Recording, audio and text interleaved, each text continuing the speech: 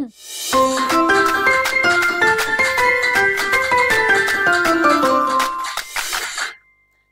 assalamualaikum warahmatullahi wabarakatuh. Halo, selamat pagi Sobat Inovasi. Selamat datang kembali di Kacamata Sosial Podcast bersama aku, Lina Josalinka, selaku host Kacamata Sosial Podcast.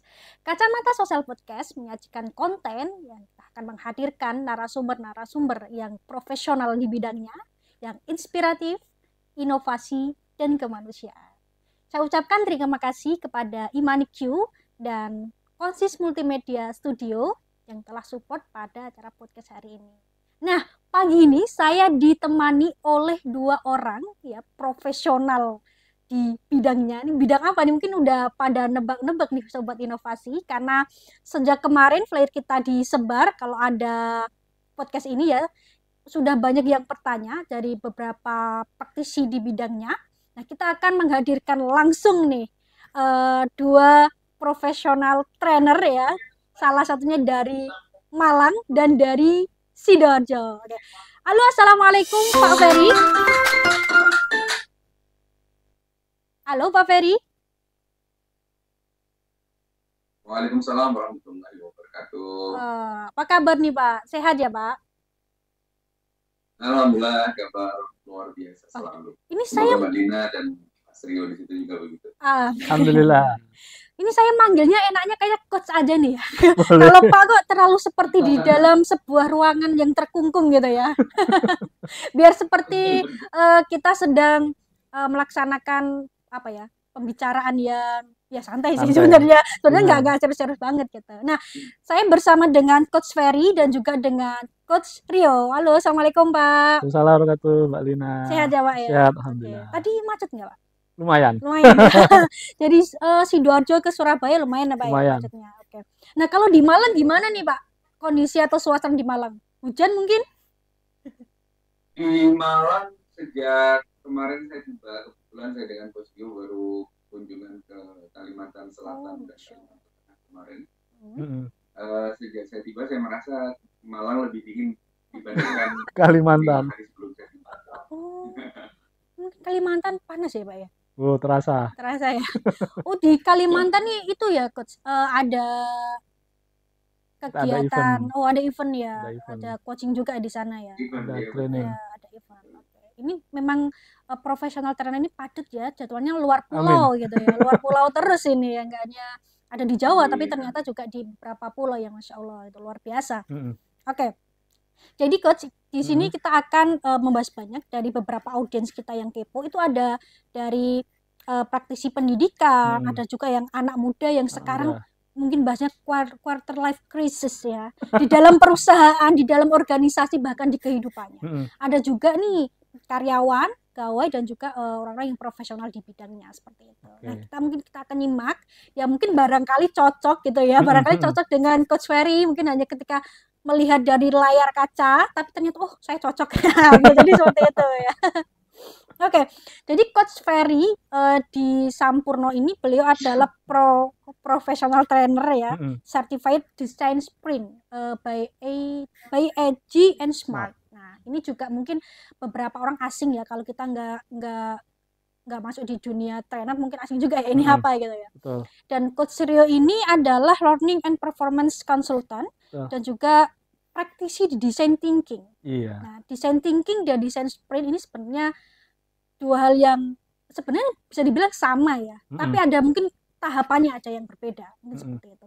Ini kalau di dunia UI UX ya, di sebuah pemrograman itu design thinking ini paling banyak juga digunakan karena berfokus pada user, pada pengguna atau mungkin pada customer seperti itu. Ya, mulai dari prosesnya sampai akhir itu kita berpusat pada user. Nah, tapi kalau di dunia inovasi atau trainer ini kita juga mungkin belum terlalu banyak paham ketika diterapkan di sebuah organisasi ataupun di sebuah instansi seperti itu.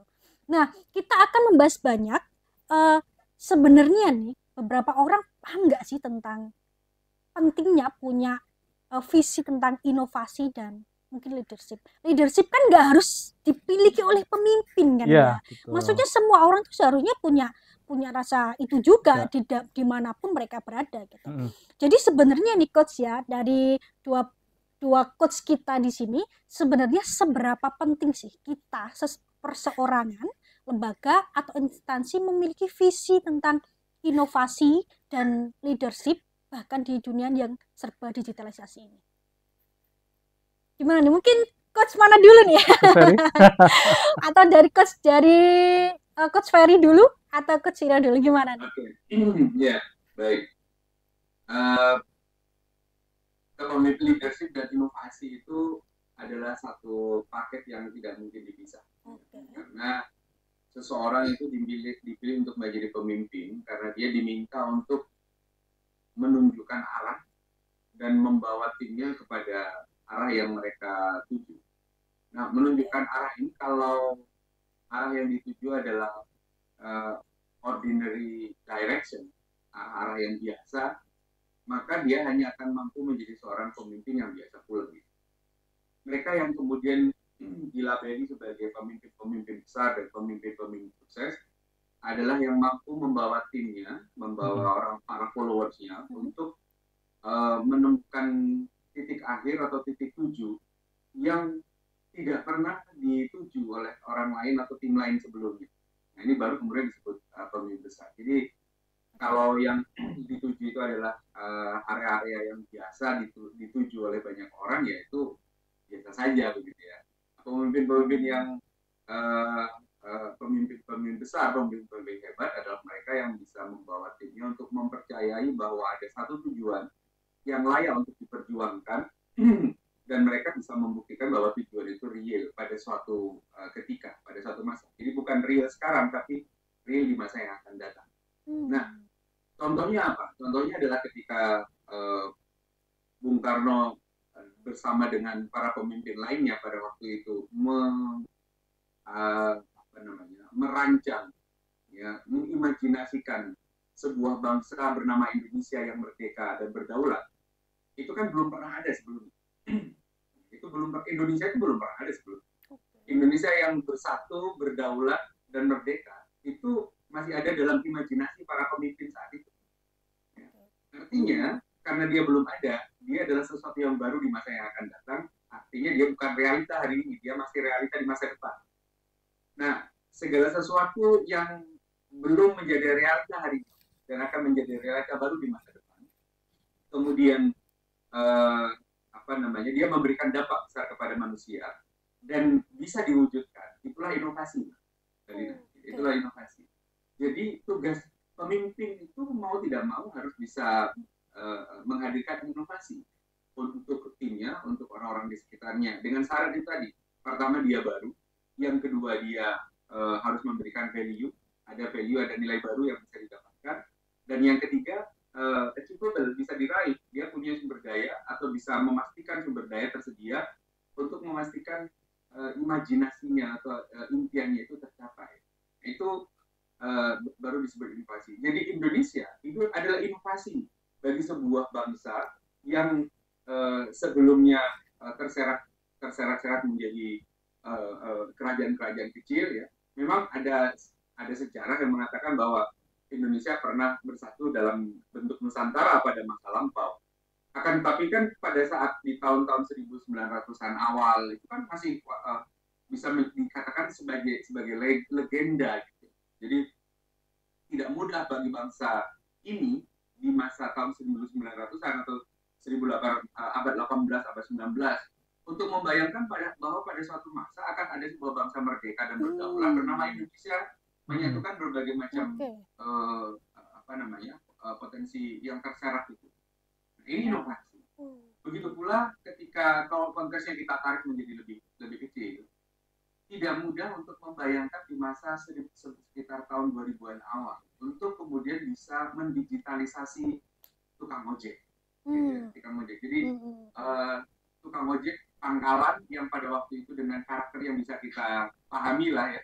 Mereka yang cenderung selfish, mereka yang cenderung ugal-ugalan, saling rebutan order, gitu. Susah ditata, susah diatur, dengan pendidikan yang terbatas, layanan yang tidak pernah sempurna, tidak memuaskan, selalu hampir tidak memuaskan, terjadi konflik dengan penumpang dan sebagainya. Semua persoalan itu tipikal lah dengan tukang ojek yang akhirnya kita labeli ya ini adalah kendaraan transportasi tradisional yang tidak mungkin menjadi pilihan bagi mereka orang-orang kantoran. Ya kalau ada yang milih begitu karena terpaksa. Sampai kemudian muncul ide bagaimana menjadikan para tukang ojek ini potensinya dikapitalisasi, kemudian di-emphasize gitu ya, ditingkatkan nilai value di dalamnya dengan disematkan atau diberikan sebuah pendekatan baru secara digital. Lahirlah kemudian yang kita tahu dengan Gojek. Oke, menarik ya, Pak. Nah, itu baru karena tidak mungkin sebelumnya membayangkan tukang ojek seperti itu atau kita membayangkan ada transportasi layanan yang semudah Gojek itu gitu. Iya. Nah, itu baru kemudian bisa diwujudkan dan memberikan dampak. Jadi inovasi itu berdampak ya. Tiga syarat ini bisa disebut inovasi. Ada novelty, ada value dan ada bisa diwujudkan. Nah, tiga hal ini butuh kekuatan pemimpin untuk mewujudkannya. Jadi ini nggak bisa dipisah, kekuatan pemimpin untuk mewujudkan itu dan pemimpin yang concern untuk mewujudkan itu satu paket. Itulah kenapa kemudian kita merancang Inalit, karena Inalit menggabungkan dua kebutuhan dasar masa depan bagi setiap organisasi, yaitu kemampuan untuk berinovasi dan aset pemimpin yang bisa mewujudkan. Berarti memang itu ya Coach, antara inovasi dan leadership itu memang satu kesatuan gitu. Jadi memang ada juga mungkin seseorang memiliki leadership, kemampuan leadership, tetapi dia tidak mampu bahasanya itu merakit inovasi-inovasi itu dalam wujud nyata. Mungkin ada juga ya seperti itu ya. Banyak dan pada umumnya seperti itu. Ini Coach Rio bisa cerita fenomena-fenomena bagaimana. Ya, ini nih yang menarik ini, fenomena apa nih? Oke. Jadi awalnya kita mengira pemimpin itu bakat ya. Artinya anak ini terlahir karena mungkin suka di depan, suka merintah, mampu ngordinir orang. Tapi ada kebutuhan di mana ketika dia diberikan kewenangan formal itu, lagi-lagi pemimpin itu kan untuk menjawab tantangan yang bahkan tidak kebayang di masa sebelumnya. Kalau menjawab masa lalu buat apa? Ada buku sejarah, ada Google gitu kan. Pemimpin itu kan mengerjakan sesuatu yang bahkan hanya sedikit orang yang mampu membayangkannya. Muncul satu tantangan. Nah, terus caranya seperti apa? Kalau kita datang ke korporasi, kalau kita datang bahkan mungkin di dunia pendidikan. Pandemi datang tapi tidak semua sekolah siap menghadapi. Nah, padahal pandemi itu datang itu seperti kita tidak pernah mengira. Ya, walaupun sebelumnya mungkin beberapa puluh tahun sebelumnya pernah ada ya. Ada tanda-tanda mungkin.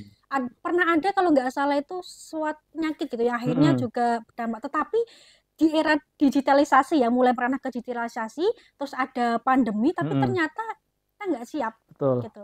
Itu juga pernah saya yang ngobrol dengan salah satu di bidang properti ya, orang itu juga dia benar-benar selama 2 tahun itu dia benar-benar nggak bisa ngapa-ngapain karena dia nggak pernah mau mencoba ya bahwa dunia digitalisasi ini ternyata berperan penting ketika ada masa itu. Nah, gitu.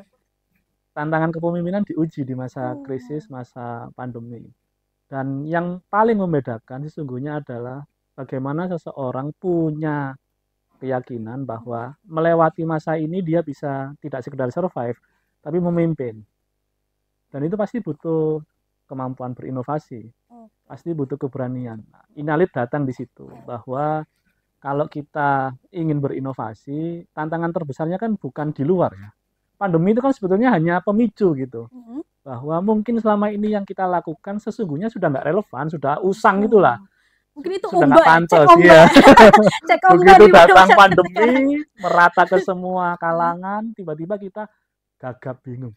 Ngapain itu kan tanda bahwa yang kita lakukan sebelumnya tidak lagi berlaku, tidak bisa menjawab masalah yang sekarang ada dan masa depan akan tiba. Nah, itu banyak banget loh yang terjadi, Coach. Banyak banget terjadi di beberapa bidang dan cerita. Dan waktu itu saya pernah ngobrol itu juga seperti itu, bener-bener dia itu bener-bener jatuh karena itu ya, karena mungkin pemimpin dan inovasi ini ya, maksudnya dia belum mampu berinovasi untuk bidang yang digelutinya itu Iya. mungkin ya. Setiap hari kan kita menemui banyak masalah ya. Oke. Tapi kadang masalah itu sudah diselesaikan oleh orang lain. Oke. Gojek menjawab masalah yang mungkin 20 tahun lalu nggak ada gitu. Tapi karena pandemi tiba-tiba semua yang disediakan dengan pendekatan tertentu langsung relevan dan yang lain tiba-tiba tidak relevan.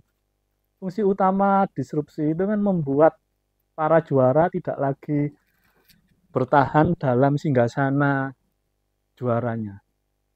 Tidak lagi relevan, jawabannya mungkin sudah tidak menjawab masalah hari ini, bahkan yang lebih penting lagi, mungkin saja caranya sudah tidak kita sukai gitu. Nah, Inalit coba menggabungkan pendekatan yang tadi kata Mbak Lina, bagaimana kita menemukan betul kebutuhan dasar manusia. Di korporasi, rata-rata klien kita membicarakan kepemimpinan dan inovasi. Di masyarakat umum, rata-rata kebutuhan kita tentang hadirnya pemimpin itu besar kan.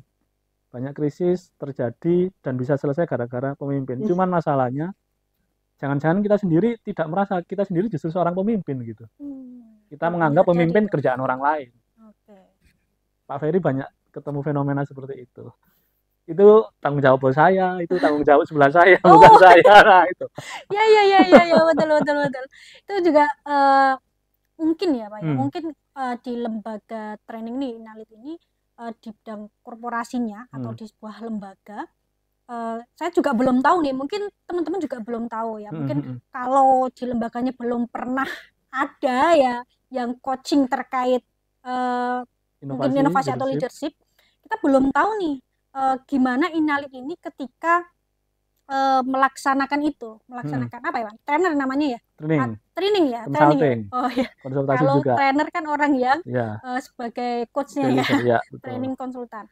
Nah, apakah ketika melaksanakan training ini di dalam sebuah instansi atau sebuah lembaga itu antara pegawai kan ada levelnya ya, ada pimpinan, ya, ada pegawai, itu gimana Pak? Apakah ada leadership ini itu hanya untuk pimpinan atau mungkin ada juga yang nanti bagian ini nanti mungkin di lain gitu, maksudnya waktu yang lain bukan di saat yang bersamaan, itu gimana nih ketika melaksanakan training itu? Biasanya Coach Ferry ini dokter spesialisnya. Kita ingin tahu juga nih Coach Ferry. Kita ke klien biasanya ngapain ya? Maksudnya ngapain gitu kan? Karena ada juga yang belum tahu nih. Jadi leadership itu berbeda dengan managership ya sebetulnya. Managership. Jadi betul. Tidak semua pemimpin itu berstatus sebagai manajer. Dan tidak semua manajer itu memiliki kemampuan memimpin. Itulah kenapa kepemimpinan dan manajerial itu sesungguhnya adalah sesuatu yang berbeda. Nah, pertanyaannya sekarang, apakah semua orang harus memiliki kemampuan memimpin? Yes. Dalam bahkan dalam ajaran kita sebagai Muslim sudah jelas ditegaskan bahwa setiap kita adalah pemimpin. Kullukum ra'in wa kullukum mas'ulun an ra'iyati, kata Rasulullah SAW. Bahwa setiap kalian adalah pemimpin dan setiap pemimpin akan dimintai pertanggungjawaban. Di situ tidak disebutkan oleh Rasul kullukum itu tidak didetailkan satu persatu bahwa yang punya jabatan saja, memimpin satu urusan atau tidak. Tetapi kullukum, semua kalian itu adalah pemimpin. Nah, berbasis pada keyakinan tersebut, kita juga perlu meyakini bahwa di dalam organisasi semua orang perlu memiliki kemampuan memimpin. Nah, meski tidak semua orang akan memiliki jatah untuk menjadi seorang pemimpin, manager, supervisor, director, dan seterusnya. Jadi secara formal mungkin mereka bukan leader, tapi sesungguhnya mereka tetap harus memiliki kemampuan memimpin. Karena seseorang yang memiliki kemampuan memimpin yang baik, meskipun mereka tidak di posisi memimpin, mereka tetap akan bisa memiliki pengaruh. Nah, ada sebagian pendapat yang mengatakan leadership is about influence. Kepemimpinan itu adalah tentang kemampuan mempengaruhi orang lain. Ya. Nah, sesederhana Mbak Lina sekarang, ketika memimpin podcast kita membuat saya dan Coach Rio bisa bicara dan menyampaikan apapun yang diinginkan oleh Mbak Lina, itu maka Mbak Lina sedang meliding kita sebetulnya, ya, sedang membit kita. Ya, dalam sesederhana konteks itu kepemimpinan.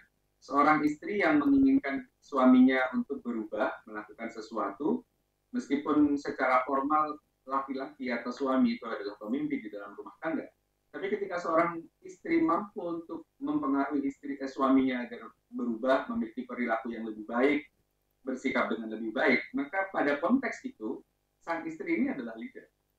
Ya, istri itu adalah leader. Jadi leadership dan manajership itu berbeda. Nah, kalau pertanyaannya apakah kepemimpinan perlu disampaikan kepada semua layer di dalam organisasi, yes, jawabannya pasti. Meskipun bahasanya ada beberapa yang menggunakan bahasa tidak leadership kalau untuk anak buah, ya, tapi namanya followership. Tapi menurut saya konteksnya sama.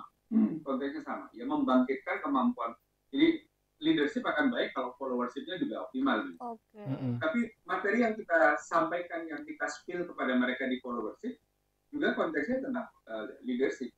Jadi kita ingin memastikan mereka siap ketika suatu saat mereka harus menjadi formal leader. Itu yang perlu dilakukan.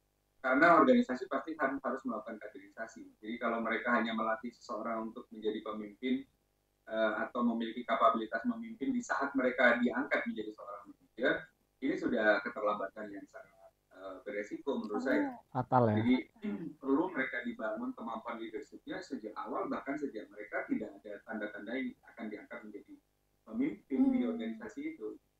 Dan itu kami temui di klien-klien kami yang sangat nampak. Ya, mereka yang sudah terlanjur menjadi leader formal, ya, statusnya apakah supervisor, manager, asisten manager, dan seterusnya, yang kemudian mereka mengeluh, ini kayak sudah dikasih tim, tapi saya nggak bisa memimpin orang, gitu. Saya bahkan tidak tahu harus ngapain kepada mereka, kecuali ya saya hanya memberikan instruksi teknis, ya, dan itu tidak selesai, gitu. Jadi bahkan kemudian akan menimbulkan persoalan-persoalan yang lebih lebih membahayakan, yang lebih kritikal, gitu. Ketika seseorang memimpin tanpa kemampuan memimpin, ini berbahaya. Yang terjadi. Makanya kepemimpinan perlu diberikan kepada semua orang dengan porsi yang sesuai, tentu saja, ya, dengan porsi yang sesuai. Jadi ketika mereka berada di puncak, maka mereka harus bisa mendapatkan porsi pelatihan atau pengembangan kapasitas memimpin yang seringkali kepemimpinan itu diidentikan dengan piramida. Jadi mereka yang memimpin di posisi tertinggi itu berarti di puncak piramida. Apa sih privilege yang akan didapatkan seseorang yang berada di puncak piramida? Dia akan melihat segala sesuatu dengan tanpa halangan. Dia bisa melihat semua area yang ada di bawahnya dengan baik karena dia paling puncak, nih. Ya. Tidak ada yang bisa melihat seluas dia. Tidak ada yang bisa melihat sekomprehensif dia, gitu. Nah, artinya semua hal itu baik langsung atau tidak langsung akan menjadi tanggung jawab yang harus dikendalikan oleh pemimpin yang ada di puncak. Nah, artinya mereka harus mendapatkan porsi untuk siap di posisi itu. Yang kami lakukan selama ini, ya, dengan berbagai porsi yang disesuaikan adalah memastikan semua orang terpapar dengan leadership. Terpapar dengan leadership, ya. Mampu atau siap. Oke, Coach. Jadi mungkin beberapa juga nih ya dari kita, ya, mungkin lembaga atau sebuah korporasi, terkadang ya kita itu nggak tahu nih, ya. Mungkin ada juga deh, ada mungkin ada yang sudah atau ada yang belum. Tapi kita dari kacamata yang belum aja. Kita itu nggak tahu, ya, caranya menyelaraskan. Mungkin punya visi inovasi, tetapi ketika sudah diterjunkan di sebuah tim, dan mungkin juga sudah ada leader, nah ada juga nih kita itu masih bingung juga apa yang bisa menyelaraskan, gitu loh, antara inovasi ini bisa menjadi wujud nyata. Ada juga yang mungkin jadi angan-angan aja. Ada nggak sih nih mungkin dari Nali juga tools ya. Bisa dibilang kalau di sebuah lembaga training ada tools, masing-masing keunikan tools di sebuah lembaga training untuk sebuah lembaga atau korporasi ini tuh sesuai dengan mereka. Maksud tools ini sesuai enggak? Atau mungkin ada beberapa tools gitu yang ternyata secara mandiri mungkin kita terapkan, tetapi ternyata nggak maksimal. Ternyata malah membuat kita itu malah kok jadi gini, malah tidak bisa melanjutkan apa yang mau kita sampaikan, ide-ide banyak itu gitu. Hanya sekedar oke, mungkin omset naik. Mungkin hanya sekedar oke, saya hanya bekerja. Saya hanya bekerja untuk leader, mungkin untuk pemimpin atau untuk bos gitu. Tetapi saya tidak menemukan nih di situ gimana saya menyalurkan inovasi itu. Mungkin tools itu bisa kita umpamakan boleh senjata gitu ya, atau perkakas.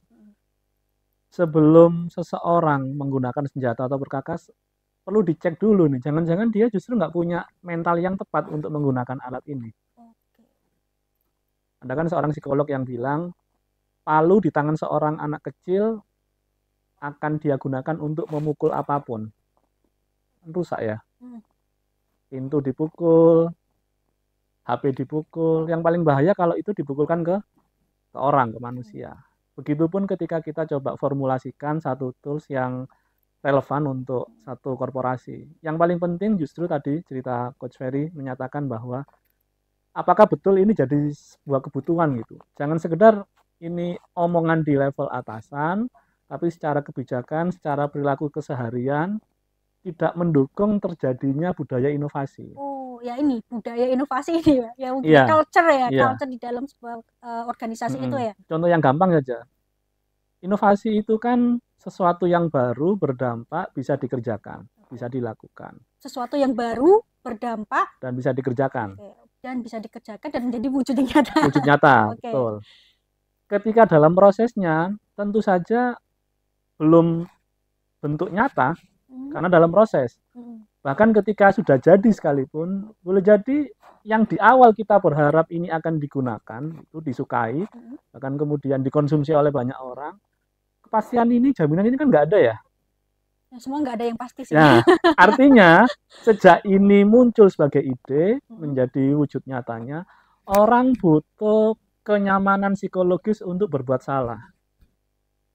Untuk mungkin percobaan dia itu bersedia oleh pimpinan atau bahkan oleh sistem, nggak apa-apa deh kita gagal kali ini.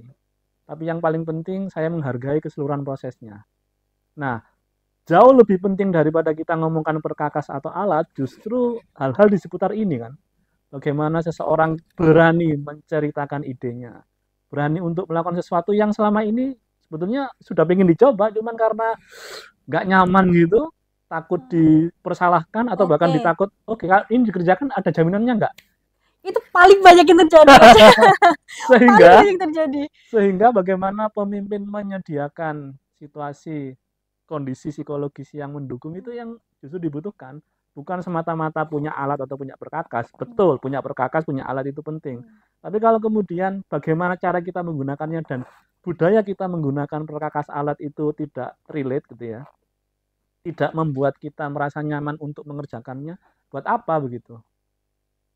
Kita datang ke satu tempat kerja, membawa semua keahlian kita, cuman catatannya di sana kerjakan hanya sesuai yang diperintah. Nah, buat apa begitu? Menarik. Ya, sehingga budaya itu sebagian besarnya lagi-lagi karena setiap kita adalah pemimpin, maka setiap kita artinya juga mengambil bagian dari pelaku, penyebab yang menghasilkan akibat-akibat. Bukan kita bagian dari korban. Lah karena bos saya nggak bolehin, saya nggak inisiatif dong. Padahal kan siapa tahu coba aja gitu. Nah itu banyak juga itu. Saya sendiri pernah ada di situasi seperti itu. Pernah ada di situasi saya punya ide bahwa ketika sudah riset ya mungkin ini bisa nih diterapkan di ada hipotesa awalan lah ya. Dan lain sebagainya. Tetapi ketika budaya antar leader ini sama bahasanya pegawai ya atau stafnya itu timnya itu nggak bisa nyambung lah bahasanya. Kita bisa menyampaikan apa yang diperintahkan. Oke. Tetapi sebenarnya kita tuh punya ide lain yang bisa menunjang yang perintah itu. Tetapi karena kita nggak punya sesuatu keberanian juga nih menyampaikan. Khawatirnya ini hasilnya apa? Nah, itu. Capek nggak hasilnya? Apalagi kalau ada budgetnya. Nah, itu. Gimana nih gitu? Gimana hitung-hitungannya ini?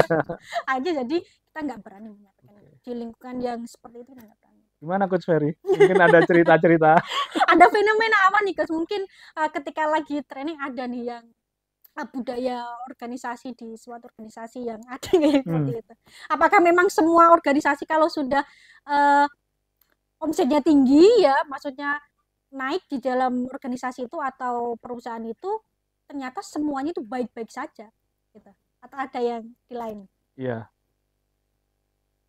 Ya, ada ungkapan yang menarik di salah satu literatur itu yang mengatakan bahwa ada banyak pemimpin yang menyukai budaya perusahaan, tapi tidak banyak yang serius mewujudkannya. Jadi ngomongin budaya perusahaan termasuk budaya organisasi itu menyenangkan. Itu kayak semacam morfin gitu yang bikin mereka, wah iya ya ini penting. Enak diomongin ya.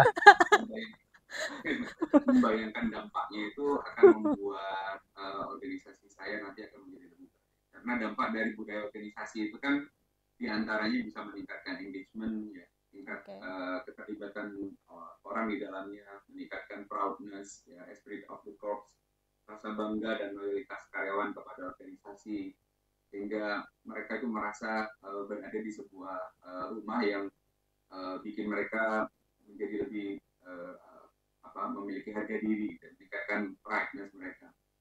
Kemudian meningkatkan produktivitas, meningkatkan tingkat kepuasan hidup karyawan. Nah, orang yang tingkat kepuasan hidupnya meningkat itu pasti mereka akan lebih sehat, lebih produktif, lebih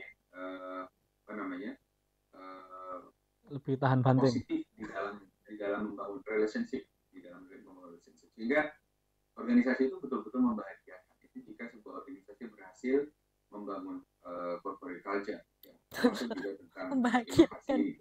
Nah, sebaliknya Mbak Lina bisa bayangkan atau teman-teman semua para pendengar bisa membayangkan jika organisasi itu tidak lagi memiliki corporate culture, maka hal-hal sebaliknya yang muncul, ya, saling iri, saling dengki, saling hasut, saling tidak terbangun trust, kemudian produktivitas rendah, tingkat kesehatan karyawan rendah, bahkan mental health-nya terganggu. Tingkat kebahagiaan juga rendah. Bekerja di organisasi ini semakin lama bukan semakin bahagia, tapi semakin lama semakin mengalami penyakit jiwa gitu. Ini yang terjadi sebaliknya. Jadi kalau kita sering mendengar selama ini tentang toxic person, ya, toxic people gitu, kita juga perlu yakini bahwa ada juga yang toxic corporate. Jadi yang toksik itu bisa jadi bukan orangnya di dalam, justru corporate dengan sistem dan budaya yang ada di dalamnya yang menciptakan orang-orang toksik. Ya. Saya curiga jangan-jangan orang-orang yang masuk organisasi itu semula orang-orang baik yang menjadi jahat karena dibully, terbiasakan. Itu kan kayak katanya Joker itu ya, orang baik, orang jahat itu adalah orang baik yang disakiti. Jadi orang-orang baik yang masuk ke organisasi itu, tapi karena sistem dan budaya yang terbangun tidak positif atau lebih cenderung toksik, muncullah lahirlah orang-orang toksik pada akhirnya. Dan yang parah adalah orang-orang toksik ini saling menuduh orang lain toksik. Gitu. Ya, nggak sadar dirinya toksik. Mereka adalah toxic each other yang kemudian saling mentoksiki orang lain. Semakin berkelindan menjadi satu potensi kritis yang kritikal yang nah, banyak yang berpikir bahwa membangun budaya itu adalah overhead. Ya. Membangun budaya itu akan biaya tambahan. Gitu. Padahal ada banyak literatur jurnal yang menunjukkan bahwa budaya organisasi yang baik meningkatkan 85% net profit dalam waktu 5 tahun. Menurunkan tingkat kesakitan karyawan sebanyak 63%. Ya. Dan data-data lain yang menunjukkan positivitas dari terbangunnya budaya organisasi. Ini kalau dihitung, misalkan organisasi itu harus membayar asuransi atau harus menanggung oke lah, kalau misalkan asuransi itu kan flat ya, mau berapapun karyawan yang sakit dia tidak akan menambah cost misalkan. Tapi kan produktivitas menurun karena orang-orang terbaik mereka harus sakit. Ya, jadi sick days itu akan mempengaruhi mempengaruhi produktivitas. Nggak usah ngomong sick days lah, cuti hamil, cuti melahirkan, gitu ya, cuti istrinya melahirkan, cuti istrinya apa gitu kan, itu sudah mempengaruhi produktivitas pasti. Nah, kalau sick days-nya setiap orang itu meningkat, ya pasti produktivitas juga akan terganggu. Produktivitas pasti akan berdampak kepada pelayanan pelanggan berdampak kepada revenue akan berdampak kepada profit. Jadi ini satu lingkaran yang saling mempengaruhi. Dan kabar baiknya kalau kita berhasil membangun membangun budaya yang baik, dia akan mampu menjadi sumber energi terbarukan sendiri. Jadi, dia akan mampu menjadi sumber energi mandiri untuk bisa memberikan pelayanan terbaik kepada semua orang. Jadi dia itu kayak dipicu sekali, kemudian kalau udah berhasil jadi, maka dia akan menjadi pohon yang terus-menerus dengan perawatan yang lebih efisien dan lebih ekonomis akan menghasilkan buah yang sangat-sangat melimpah dan memberikan nilai ekonomi yang tinggi. Berarti memang di awal, apalagi ketika buahnya belum muncul, ya kayak misalkan Mbak Lina punya kebun durian begitu ya. Saya kasih contoh itu meskipun saya nggak suka durian.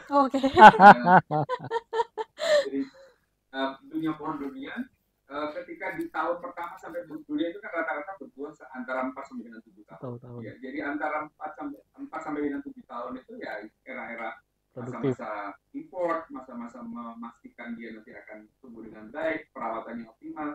Bahkan meskipun dia belum memberikan buah, kita harus memberikan effort terbaiknya karena masa-masa perawatan menuju kepada durian ini berbuah itu yang akan menentukan nanti akhirnya betul-betul berbuah atau enggak. Karena pohon buah-buahan yang paling challenging itu kan durian. Kenapa saya kasih contoh itu? Karena kalau pohon buah-buahan yang lain itu hampir pasti berbuah. Tapi kalau durian itu tingkat probabilitas nanti akhirnya bisa berbuah benar atau tidak itu kan rendah. Nah, itu sangat bergantung bagaimana mereka merawat. Jadi kalau para pemimpin organisasi berpikir membangun budaya itu effort atau cost, ya bisa dianggap begitu, terutama di awal-awal. Tapi kalau mereka berpikir jangka panjang, dan seharusnya para pemimpin itu kemampuan berpikirnya jangka panjang. Karena kalau jangka pendek dia jangan jadi pemimpin deh, dia jadi operator aja gitu. Dia harus berpikir jangka panjang. Kalau mereka berpikir tentang itu, maka seharusnya mereka concern untuk membangun budaya. Karena kalau kata Peter Drucker, nanti mungkin Mas Rio bisa tambahkan fenomena realnya yang ada. Strategi corporate culture is strategy for breakfast. Jadi budaya perusahaan itu akan memakan strategi sebagai sarapan. Maknanya apa? Sehebat apapun strategi yang dibangun oleh para pemimpin, yang dibangun dan atau ditanam di sebuah organisasi, di sebuah perusahaan yang budaya perusahaannya itu buruk, maka sehebat apapun strateginya dia akan selalu gagal. Jadi akan selalu gagal. Jadi yang kenapa? Karena ini yang sering saya sampaikan, dari 5 pilar manajemen itu yang paling berdampak, yang paling mempengaruhi itu kan yang pertama yaitu man. Yang lain money, method, mesin, material, itu kata Coach Aryo tadi, itu tools, alat. Tergantung man-nya ini punya budaya atau kultur yang positif itu tidak, sehingga mereka bisa memanfaatkan 5 alat ini dengan optimal atau tidak. Jadi kalaupun kita punya alat canggih, ada sebuah rumah sakit dengan alat yang didatangkan dengan secanggih mungkin, tapi dokternya ini bad attitude gitu, maka alat itu nggak akan pernah bisa meningkatkan tujuan rumah sakit itu. Kurang lebih gitu. Tapi yang menarik nih dari penjelasan Coach Ferry tadi, saya jadi memikirkan tuh gini, ketika mungkin ya ada sebuah bukan hanya permasalahan ya, tapi mungkin komunikasi antara leader dengan timnya.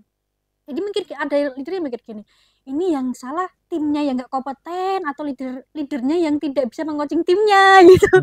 Jadi kayak, aduh ini jadi salah-salahan timnya yang nggak kompeten atau leadernya yang tidak bisa menyelaraskan nih timnya dengan apa yang dituju gitu. Ada juga yang seperti itu. Gitu. Betul. Karena itu Inalit ketika datang ke klien gitu ya, balik ke pertanyaan awal tadi, apa sih persisnya yang Inalit lakukan? Ya seperti kita datang ke dokter, tentu kan tidak serta-merta dikasih obat ya. Terus ditanyain dulu kan, ada gejala apa yang dirasakan, sudah mulai kapan gitu. Kalau ada anak sakit tidak serta-merta kasih obat tertentu dan sebagainya gitu. Inalit juga melakukan hal seperti itu, apalagi kami ini setiap hari akan kegiatannya adalah selalu menjamin, memastikan, bahkan mengkalibrasi ulang apakah yang kami lakukan ini betul-betul kebutuhan manusia. Jangan sampai sekedar ego kami nih. Pak, kami punya template loh Pak, ya beli ini aja ya Pak. Ya, harus berpusat sama manusia juga ya. Justru pada manusianya. Manusianya. Gitu. Yang lainnya kan ngikuti kan. Mesin bisa didatengin, metode bisa beli. Manusia. Sertifikasi, standarisasi ya tinggal injek gitu. Tapi lagi-lagi manusia. Antara manusia yang satu yang lain ada interaksi maka muncul budaya. Sehingga datang pertama kali justru kita berinteraksi dengan manusianya, kita bertanya, kita gali data, kalau ada data pendahuluan kita gunakan, tapi ini bukan sebagai validasi, tapi justru ini yang kita pertanyakan. Betulkah ini terjadi realnya di situasi ini? Jangan-jangan data ini berlaku tahun yang lalu, sekarang ada hal baru. Nah, Inalit selalu begitu, sehingga seringkali klien itu justru kaget, ini kita nggak ngapa-ngapain dulu ini seminggu 2 minggu ini belum Pak, kita ngobrol-ngobrol, kita memastikan perjalanan kita ini berangkat dari titik nol yang situasinya sama-sama kita pahami itu. Jangan sampai pimpinan punya persepsi tertentu A gitu, anak buah punya persepsi B, mau berangkat lah, yang satu berangkat dari Sidoarjo, satunya berangkat dari Malang. Jalurnya beda, ada yang bisa lewat jalur selatan, ada yang sampai tujuan mungkin ya. Mungkin sampai tujuan. Tapi dalam perjalanan kan kita perlu menentukan tuh sumber dayanya apa, menggunakan apa, berangkatnya kapan dan sebagainya. Sehingga di awal kita selalu ada, kita nyebutnya ya, assessment lah ya, mudahnya diagnosa. Atau kalau kita datang ke dokter itu medical check up. Baru setelah itu data nanti akan bercerita.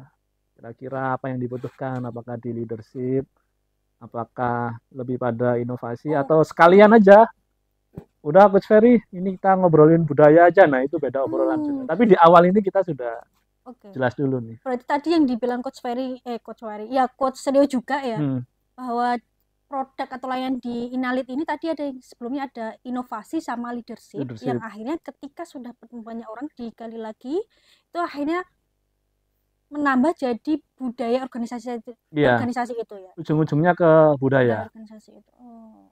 Coach Ferry tuh punya cerita khusus tuh. Yang apa tuh Coach? Gimana? Yang di daerah barat. Gimana? Kenapa kemudian ketika kita coba masuk dari sisi entah inovasinya, entah leadershipnya, nanti pasti ujung-ujungnya akan ketemu di budaya tuh. Iya, betul. Jadi bicara inovasi itu dia bukan satu kompetensi tunggal yang bisa menyelesaikan semuanya, Mbak. Jadi orang kan berpikir bahwa inovasi itu kan seolah-olah dia kayak karakter yang melekat pada diri seseorang. Ini orang ini inovatif atau tidak gitu. Padahal sebetulnya inovasi itu bukan sekedar sebuah, beda dengan kreatif ya. Beda dengan kreatif. Jadi kalau kreatif itu mungkin melekat pada karakter seseorang. Dan cenderungnya memang orang yang kreatif akan mampu bisa menghasilkan inovasi. Tapi inovasi itu hanya mungkin terjadi ketika dia bertemu antara inovatornya, ya, orang-orang yang akan menjadi daihat dari sebuah inovasi itu, kemudian ada sistem yang menjamin hal itu terjadi. Kalau kata Coach Rio tadi itu ada misalkan fail safe environment atau psychological safety. Di mana psychological safety itu bisa dibangun kalau ada sistem yang menjamin adanya keamanan psikologis terhadap orang-orang yang mungkin akan melakukan kekeliruan dalam konteks inovasi. Karena orang berinovasi tanpa melakukan kekeliruan itu hampir tidak mungkin. Nggak ada kayaknya deh. Hampir tidak mungkin, bahkan bisa saya bilang tidak pernah terjadi. Inovasi lahir tanpa diawali dengan kegagalan-kegagalan. Coba sebutkan inovasi apa yang pernah ada di muka bumi ini yang tidak diawali dari kegagalan. Ya, sekali muncul langsung jadi, kemudian memenuhi tiga kriteria. Sakti. Ya. Nah, ada solusi, ada value gitu. Itu nggak ada, hampir mengalami. Nah, artinya kalau sebuah organisasi tidak memiliki psychological safety, atau secara tegasnya guru saya mengatakan fail safe environment, lingkungan yang memberikan rasa aman terhadap terjadinya kesalahan-kesalahan, maka sulit terbangun inovasi itu, karena semua orang pasti akan kapok untuk melakukan inovasi, karena begitu dia mencoba sekali salah, kemudian dia diledekin. Ya, kalau cuma sekedar diledekin, dibully, mungkin beberapa orang ada yang masih sanggup untuk melawannya. Potong PHP. Tapi kalau sampai kemudian dia di punishment, kemudian potong honor, dipotong honor, diberhentikan, hanya wah kamu udah merugikan perusahaan nih, potong honor dan seterusnya gitu. Bukan kesalahan itu, ya sulit itu terbangun. Dan yang yang terakhir itu adalah leadership willingness, jadi kemauan dari para leaders untuk kemudian melakukan itu, karena baik fail safe environment ya, dan inisiator perubahan itu semuanya dipicu, ya, di-trigger oleh willingness dari para leader ini.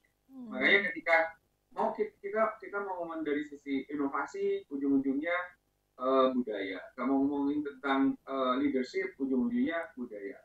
Dengan catatan, jika mereka ingin perubahan itu fundamental dan long lasting, long lasting atau berkelanjutan, ya, berkelanjutan. Tapi kalau perubahannya memang niatnya cuma hit and run, mereka kebanyakan duit untuk kemudian buang-buang budget gitu ya, buang-buang budget training, ya hit and run doang gitu, ya monggo, nggak apa-apa, tapi hasilnya ya tadi apa yang mereka lakukan lebih kepada ranah strategi, Mbak.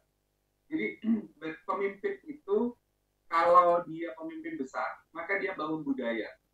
Tapi kalau dia pemimpin biasa-biasa saja, maka mereka akan struggling for strategi. Mereka akan terus sibuk cari strategi yang positif. Jadi sederhananya organisasi yang sudah terbangun budaya yang positif di dalamnya, maka semua orang akan sibuk mencari strategi terbaik bagi dirinya dan semua orang di sekitarnya untuk membuat organisasinya itu berhasil. Ya. Tapi kalau budayanya tidak terbangun dengan baik, maka semua orang akan menghabiskan energinya untuk melawan strategi yang dibuat oleh para pemimpinnya. Sibuk gitu. Jadi cuma mencela, menilai, mencari kesalahan dari strategi yang dibuat pemimpinnya. Kebayang nggak?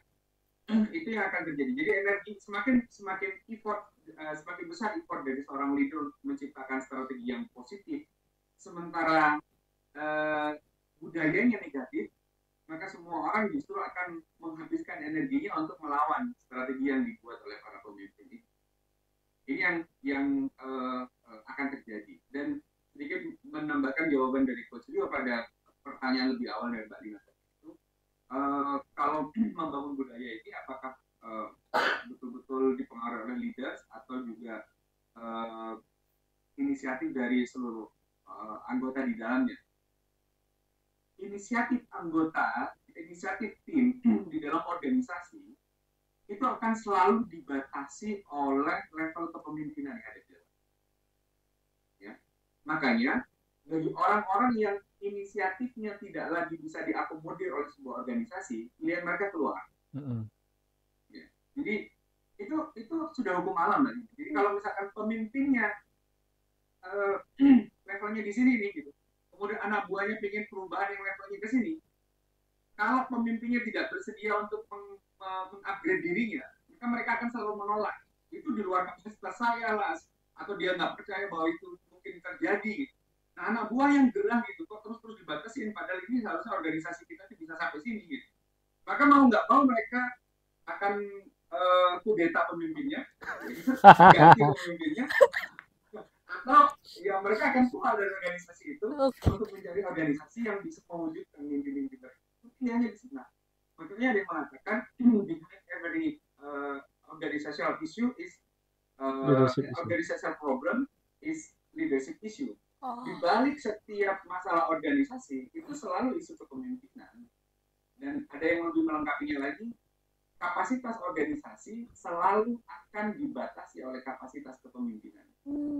Makanya kalau para pemimpin soal budaya ini, meskipun kita sudah berkoar-koar ngomongin tentang budaya begini, tapi kalau pemimpinnya memang tidak berada di level seorang great leader, sulit mereka itu untuk membayangkan bahwa budaya ini adalah PR mereka, bahwa budaya ini harus mereka kerjakan. Mereka akan sibuk hanya ngurusin strategi terus gitu, berusaha untuk menemukan strategi yang lebih efektif. Padahal semakin mereka bekerja keras untuk menemukan strategi yang dianggap relevan untuk organisasinya, maka semakin keras pula anak buahnya mencari cara untuk melawan mereka. Kan ngeri itu kalau itu terjadi. Ngeri. Bahaya. Bahaya. Oke. Menarik. Luar biasa. Nah, jadi nih sobat inovasi ya, mungkin yang saat ini sedang menjabat sebagai pemimpin organisasi atau mungkin pemimpin di suatu tim atau mungkin sedang memimpin diri sendiri. Kita perlu tahu banyak ya tentang ini ya. Atau mungkin ada nggak nih coach di Inalit ini ya sebuah forum gitu yang mungkin share tentang konten-konten seperti ini ya, tentang pemikiran-pemikiran tentang inovasi, leadership, bahkan budaya inovasi ini ada nggak? Di Inalit kita ada channel Telegram, ada 2.900-an member gitu di sana, ramai sekali.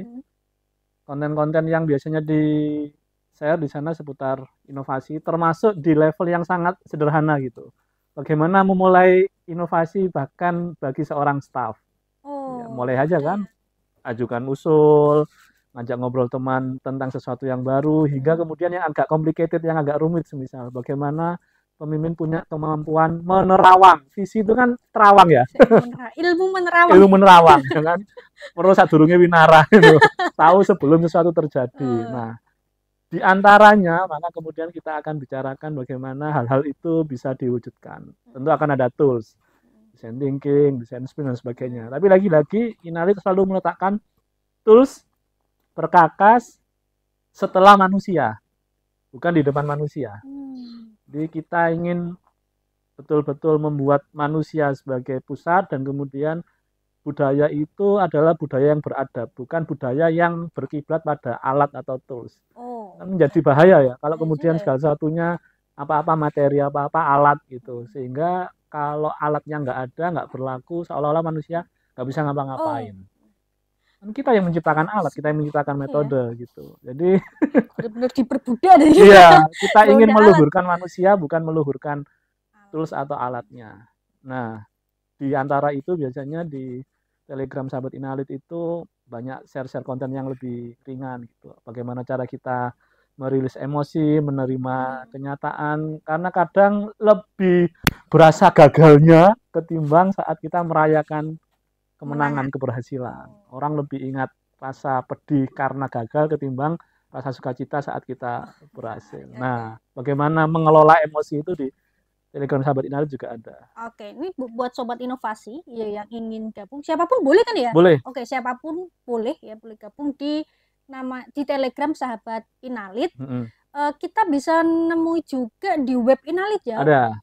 www.inalit.com. .id. .id. Oke, www.inalit.id. Di situ juga kalau nggak salah ada pemikiran-pemikiran. Kalau saya bilangnya pemikiran-pemikiran. Blog itu loh, Coach. Ada blognya juga. Pemikiran-pemikiran ini tentunya dari para trainer di Inalit gitu ya. Itu juga bisa memberi pandangan terhadap kita ya tentang inovasi, tentang leadership dan lain sebagainya di situ. Tentang juga budaya inovasi. Nah, bagi sobat inovasi mungkin nih yang ingin ya, setelah kita ngobrol banyak tadi tentang inovasi, tentang leadership, tentang budaya kerja, atau bahkan tentang bagaimana leader dengan timnya dan lain sebagainya, kalau ingin ya, mungkin ingin di coaching lah bahasanya, ingin menggunakan menggunakan lembaga jasa ya kan, organisasi konsultan kan, boleh juga menghubungi di Inalit ya tadi di www.inalit.id. Nah di situ lihat dulu, menyesuaikan dengan kebutuhan dari organisasi tersebut, dan juga feel free ada customer service ya kan, service nggak sih, CS benar, customer service juga yang mungkin membantu juga kan. Kalau dilihat kita ngobrol tadi bahwa ketika melaksanakan training itu tidak serta merta tim dari Inalit ini datang langsung melaksanakan training, tetapi benar-benar menggali data masa lalu, data kejadian-kejadian masa lalu di dalam sebuah organisasi itu, di dalam sebuah perusahaan itu, untuk dijadikan bagaimana menyesuaikan dengan apa yang akan disampaikan, ya, dengan bagaimana nanti culture dari organisasi dan perusahaan itu gimana, itu tentunya disesuaikan gitu ya, tidak serta-merta datang training 2 hari 3 hari sudah ada seri training sudah gitu. Terus gimana hasilnya, impactnya kepada diri kita ini ada nggak? Mungkin ada juga seperti itu ya, mungkin keunikan dan keunggulan di Inalit itu seperti itu ya.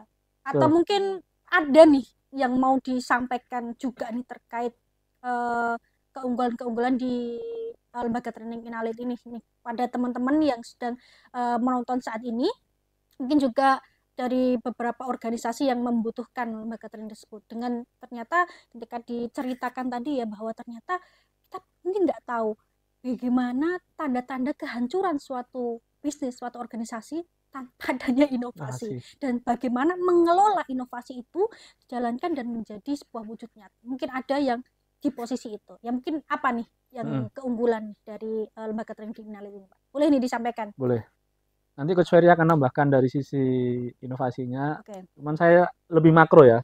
Artinya pemimpin itu kan setiap hari pekerjaan dasarnya, meskipun akan terpisah dari manajemenship gitu ya, adalah taking decision. Artinya setiap hari dia membuat keputusan, memilih antara A atau B, membedakan prioritas mana yang teratas ataupun yang akhir. Satu-satunya pekerjaan yang tidak bisa didelegasikan oleh pemimpin adalah memilih, ambil keputusan, termasuk nerima resikonya kan. Nah, seringkali pemimpin dalam situasi yang kesulitan gitu, bahkan kemudian lebih merasa aman untuk tidak ambil keputusan dong. Kan bukan saya yang ngambil keputusan, orang lain. Padahal itu adalah sebuah kesalahan yang fatal, sehingga kesulitan-kesulitan seperti ini biasanya kita coba selesaikan lewat rapat. Cuman fenomena rapat itu kan banyak masalah ya. Data nggak siap data, data ada tapi cara kita ngambil keputusan juga keliru. Nah, secara mikro pemimpin perlu berlatih mengambil keputusan, terutama dalam situasi yang tidak menentu, dalam waktu yang relatif cepat. Tantangannya adalah mengambil keputusan tepat dalam waktu yang cepat. Nah, Inalit banyak diminta untuk melatihkan quick problem solving. Nah, ini nih. Bagaimana kita bisa ambil keputusan yang efektif dalam waktu yang lebih singkat. Yang awalnya 3 hari, bisa selesai hanya cukup 3-4 jam saja. Di beberapa klien kami, awalnya juga beneran ini bisa gitu. Tapi ya sepanjang tahun 2022, 2023 ini bahkan kita beberapa kali dampingi mereka sesi-sesi pengambilan keputusan strategis. Yang mungkin biasanya 5 hari, cukup setengah hari. Artinya dari sisi waktu kan sudah sangat singkat ya, sangat efisien. Dari sisi proses mereka jauh lebih terlibat dan merasakan bahwa ini keputusan bersama. Pentingnya keputusan diambil itu adalah rasa kepemilikan bersama, sehingga nanti mengeksekusinya bisa menjadi akuntabilitas bersama. Begitu. Siap, boleh. Quick problem solving gitu ya. Itu salah satu layanan berarti ya, salah satu layanan secara cepat bisa dibilang ya. Seharusnya bisa beberapa hari, bisa jadi setengah hari 3 jam cukup biasa. Oke. Jadi gimana, ada tambah nih dari Coach Ferry? Iya. Jadi yang selama ini menjadi banyak pertanyaan dari para C-level, para pemegang keputusan di organisasi, itu adalah apakah meningkatkan kapasitas dari tim saya, termasuk dirinya, itu berdampak signifikan terhadap keuntungan perusahaan. Mereka sering bertanya tentang return of investment. Namun pelatihan itu dianggap merupakan investasi yang tidak murah bagi beberapa organisasi. Dan ini pula yang menyebabkan organisasi-organisasi menengah ke bawah menghindari untuk pelatihan-pelatihan itu atau konsultasi, consulting gitu, untuk mereka pilih sebagai strategi peningkatan produktivitas organisasinya. Padahal kalau kita mau kembali kepada teori tentang manajemen dan produktivitas, salah satunya dari balance scorecard, kita bisa menemukan di situ bahwa perspektif organisasi itu kan terbagi menjadi empat. Yang sering diperhatikan oleh banyak pemimpin itu adalah, terutama stakeholder, itu adalah perspektif paling atas, yaitu finance. Ya. Jadi stakeholder kan maunya saya embuh yo caranya sepenting untung kan gitu, mereka maunya begitu ya. Embuh yo caranya sepenting aku itu yang gitu. Itu stakeholder ngobrolnya sesederhana itu. Nah ini aspek finance. Makanya di aspek ini targetnya adalah stakeholder satisfaction, kepuasan stakeholder. Gitu. Makanya pada aspek ini mereka berfokus untuk menciptakan, menghadirkan sebanyak-banyaknya revenue, ya, pendapatan setinggi-tingginya, biaya serendah-rendahnya, sehingga keuntungan setinggi-tingginya. Nah itu stakeholder akan bahagia. Nah bagaimana cara kita bisa mendapatkan revenue yang tinggi? Maka kita harus mendapatkan customer yang banyak, yang sering belanja ke kita, menggunakan produk kita, yang memberikan uang sebanyak-banyaknya kita, belanja berkali-kali kepada kita. Nah ini namanya perspektif customer. Ya. Nah perspektif customer yang berhasil, kalau kita berhasil mengelola customer, maka kita berhasil untuk mendapatkan revenue yang tinggi. Nah di perspektif kedua ini, goalnya adalah delighted customer yang delighted, bukan hanya satisfied, bukan hanya puas, tapi mereka yang sudah di level tercerahkan gitu. Jadi kan ada brand-brand tertentu ya Mbak Lina, yang kalau kita pakai itu kayak seolah-olah bukan kita yang ngangkat brand ini, tapi kita yang diangkat sama brand itu. Itu kan ada yang kayak gitu, sehingga kayak kita itu kepercayaan diri kita naik 3 kali lipat kalau pakai brand itu gitu kan. Jadi lebih ganteng 100%. Iya, harga diri kita di booster oleh brand. Nah, ini sudah delighted customer kayak begini, makanya mereka bahkan tidak sedikitnya antara mereka yang berani bertengkar dengan orang lain yang fanatik dengan brand yang lain hanya demi mempertahankan brand yang masing-masing. Padahal mereka dibayar juga enggak, ya kan? Mereka nggak dapat apa-apa, tapi mereka udah merasa udah fanatik banget dengan brand-brand tertentu. Gitu. Mereka bisa bertengkar dengan orang lain. Nah itu udah delighted. Nah, kalau kita punya banyak delighted customer, banyak yang belanja kita, tentu saja uang kita banyak, ya. Kemudian kita bisa melakukan efisiensi, kita bisa membahagiakan para stakeholder. Yang menjadi persoalan adalah bagaimana kita akan bisa membuat para pelanggan kita bahagia, bahkan sampai dengan delighted. Yang kita harus pastikan adalah bahwa proses bisnis kita harus sempurna, excellent business process. Maka ini masuk pada perspektif ketiga. Ya. Perspektif ketiga, lebih dasar lagi gitu. Kalau kalian bisa pastikan excellent proses, maka kalian akan bisa bahagiakan pelanggan kalian. Bukan hanya membahagiakan pelanggan, bahkan excellent proses bisa menjamin more efficient flow, arus atau alur yang lebih efisien. Nah, dampaknya efisien itu kemana? Kepada costing, biaya yang rendah. Jadi bukan hanya bisa asal membahagiakan pelanggan, itu nggak peduli dengan biayanya, nggak gitu juga ya. Biayanya bisa sedikit dengan biaya serendah-rendahnya, tapi kepuasan pelanggan itu setinggi-tingginya. Nah ini di level ketiga, targetnya di sini adalah excellent process. Nah ini belum selesai, ada langkah yang paling bawah lagi, bagaimana menjamin excellent process terjadi. Excellent proses hanya akan bisa terwujud jika kalian memiliki manusia-manusia yang capable dan bahagia. Nah ini kunci. Jadi excellent proses hanya bisa diwujudkan oleh manusia yang punya kapabilitas dan kebahagiaan, motivated, ya, punya motivasi yang tinggi. Maka dari itu aset paling utama dari sebuah organisasi itu adalah people sesungguhnya, yang paling bawah itu. Jadi kalau mau investasi itu pada manusia.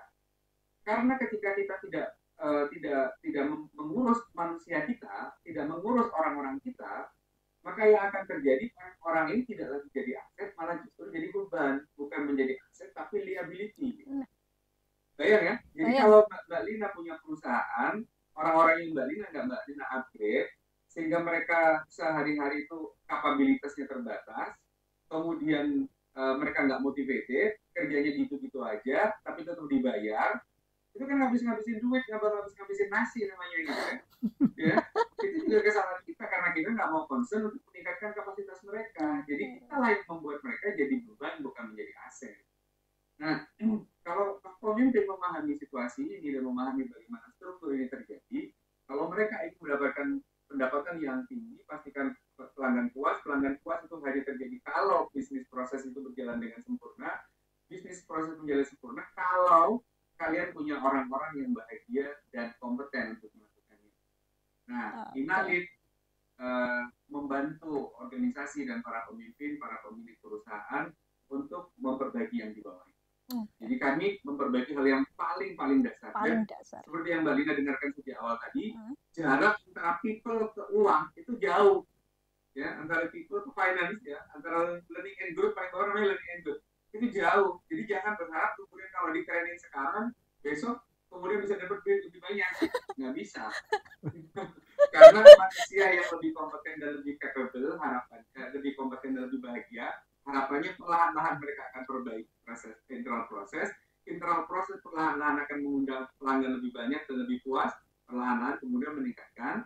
Jadi tahapannya banyak gitu. Jangan kemudian aku udah keluarin duit training banyak banget nih, hambur-hamburkan duit untuk training, kok nggak terjadi apa-apa, nggak semakin signifikan pendapatan saya. Nah, ente maintenance nggak hasil pelatihan itu gitu. Kemudian ada konsisten nggak dengan rekomendasinya bahwa mereka harus dipantau untuk memastikan bahwa internal bisnis prosesnya itu linkage ya, ada korelasinya dengan perubahan-perubahan yang terjadi. Nah, disinilah saya ingin mengkritik banyak para pemegang keputusan untuk mengambil kebijakan memberikan pelatihan yang mereka tidak menyusun pelatihan itu secara sistematis. Asal ngikutin tren aja gitu, Mbak. Oh, ini kayaknya lagi trennya customer service, training customer service. Ini lagi trennya leadership, training leadership. Karena mereka tidak punya pathway ya, punya pola gitu yang jelas, blueprint yang jelas. Bagaimana mereka akan meningkatkan kapasitas orang-orang itu. Nah, ketika kami sering selama ini memberikan penawaran dan juga kerjasama yang sudah kita eksekusi dalam bentuk corporate culture building, maka corporate culture building itu satu paket lengkap untuk bisa membantu organisasi itu. Pertama, memitigasi atau melakukan penilaian terhadap kondisi perusahaannya secara komprehensif. Kemudian memberikan rekomendasi hal apa saja yang perlu dilakukan agar organisasinya bisa mengalami perubahan yang fundamental dan dan komprehensif. Itu yang saya ingin sampaikan ya, agar para pemimpin tidak terus-menerus mengulang-ulang kekeliruan berkali-kali yang hanya akan menghabiskan energi dan waktu. Betul, dan biaya bisa jadi sih kayak. Oke, terima kasih Coach Ferry. Luar biasa juga nih ya tentang para pemimpin yang saat ini sedang menonton. Tolong buat anak buah kalian bahagia. Oke, terima kasih ya Coach Ferry, Coach Rio yang sudah sharing banyak kepada kita, tidak hanya tentang lembaga Inalit tapi juga tentang bagaimana kita membentuk tentang inovasi, tentang leadership dan juga tentang culture di sebuah organisasi seperti itu. Nah, sepertinya kita nih nggak bisa nih ya kalau cuma satu kali podcast kayaknya nggak bisa. Harus ada seriesnya nih ya. Kita harus ini tentang sharing juga ini ya, tentang bagaimana sih kondisi sekarang ini. Kan mungkin ada juga nih yang tidak mengkaji secara khusus terkait tentang kepemimpinan maupun inovasi gitu ya. Mungkin nanti ya kita bisa adain lagi Pak ya Coach Ferry ya. Kita adain lagi ya di tengah padatnya ya jadwal trainer-trainer di Inalit, tetapi masih menyempatkan juga nih buat coaching ke kita di teman-teman online kita ini. Oke.